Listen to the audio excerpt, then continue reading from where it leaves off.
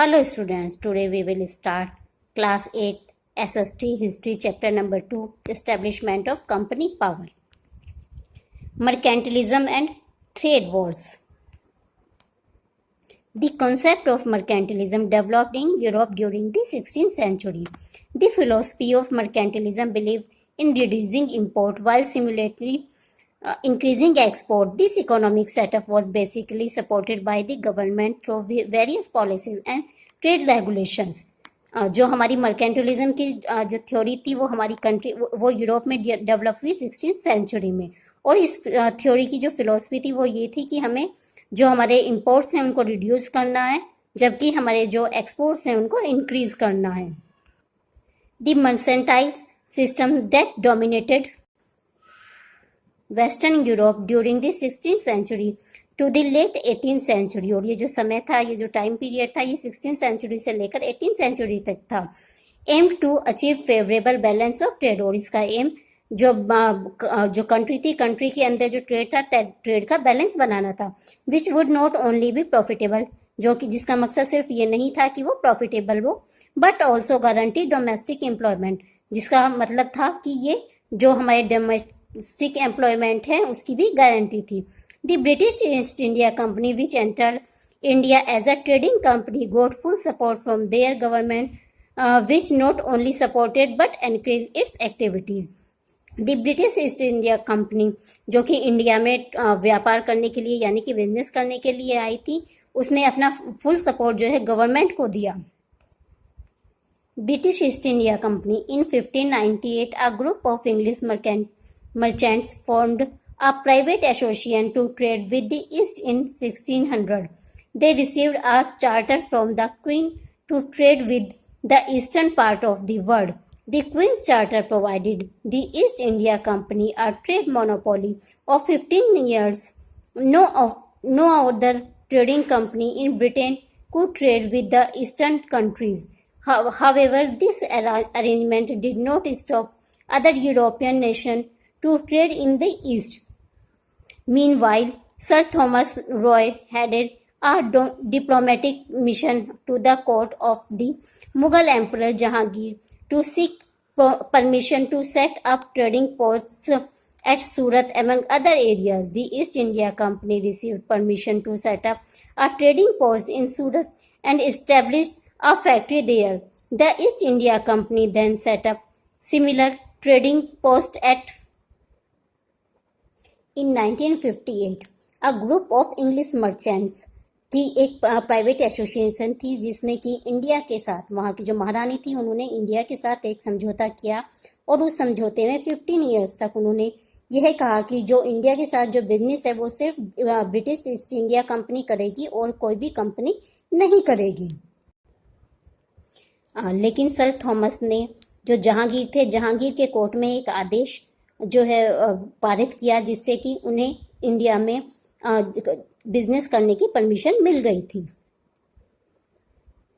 East India Company को देखकर French East India Company भी इंडिया में आई.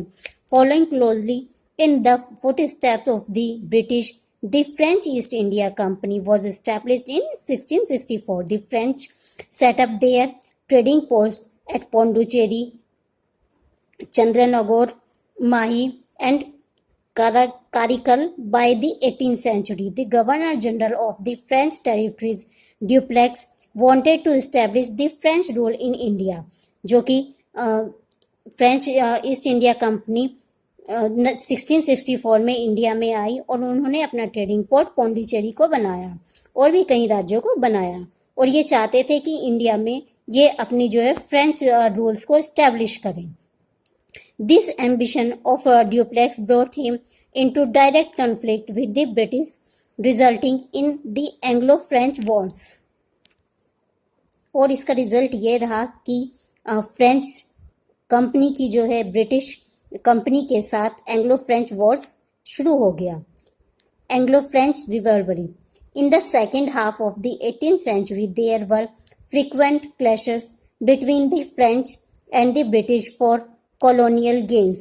The Anglo-French rivalry led to three wars, referred to as a Carnatic Wars, as they took places in the Carnatic region of South India, which was under the authority of the Nizam of Hyderabad. The Carnatic Wars lasted for 20 years and ended with the British becoming victory. They slowly transited from a trading port to an imperialist power of India.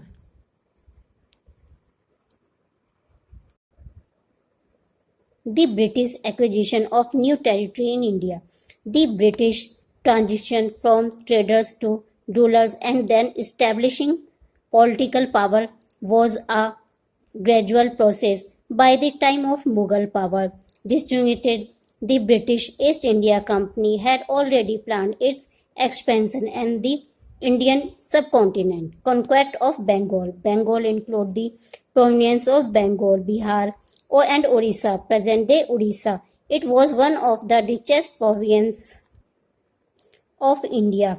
The British established a trading port at Fort William to gain a stronghold in India. The Mughal Emperor Farooq Shiraz granted the East India Company exemption on taxes for import-export duties on trade items. The East India Company could now issue that tax for its goods to become tax-free. However, very soon these taxes were misused. The Nawab of Bengal, Alawardi Khan, was able to put an end to the misuse of das tax to a certain extent. It was, however, his grandson Sirajud-Dowla who not only reinforced taxation but ordered the British and French to stop their drive of fortifying their trading posts.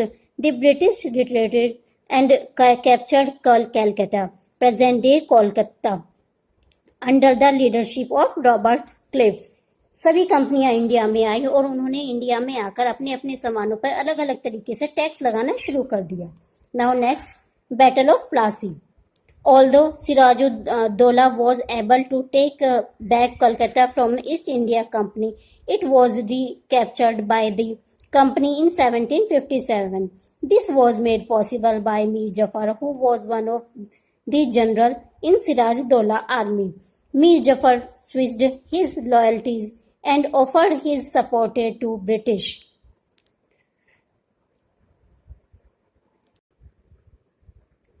I hope you all understand the chapter till now. I will complete the rest chapter in the next video. Okay, bye.